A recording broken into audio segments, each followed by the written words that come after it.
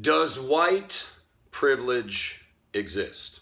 Of course it does. Imagine Barack Obama saying half the shit that Donny McDumbfuck has said. If you've never heard of a deep fake video, it's basically where you take a photoshopped image and then you record a video, and then you can take that photoshopped image and put it on the other video and make it look like the person saying something they never said. But not having the skill set to make one myself, I'm going to use an app on my phone that I once used to give voice to my dog. My name is Elsa and I am a dog. And hopefully this will give you a taste of what it would have been like to have a black president behave in the same way that Donald Trump does. I give you Barack Hussein Trump.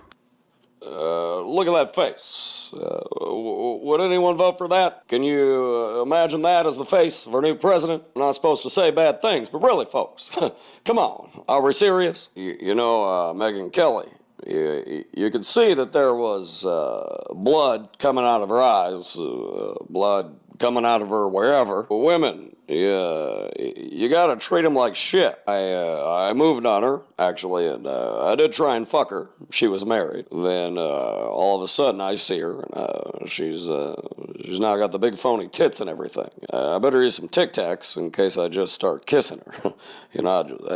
I just start kissing them. I don't even wait. And when you're a star, they let you do it. You can do anything. Grab 'em by the pussy, you can do anything. Imagine Obama saying just one of these things in 2007. Do you think he would have been elected in 2008?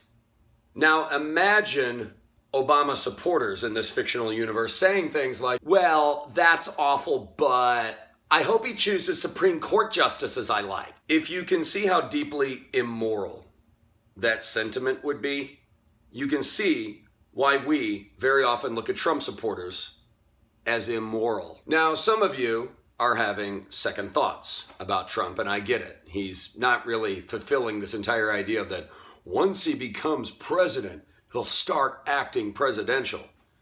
The guy's a piece of shit, and you know he's a piece of shit.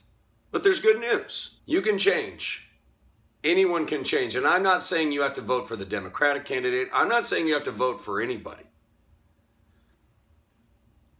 But I think deep down you know you shouldn't vote for him. And I'm not a big Bible believer myself, but I find some wisdom in it from time to time. And I think the book of Matthew does a better job than I can explaining why you might be having second thoughts about voting for this guy. For what will it profit a man who gains the whole world but loses his soul?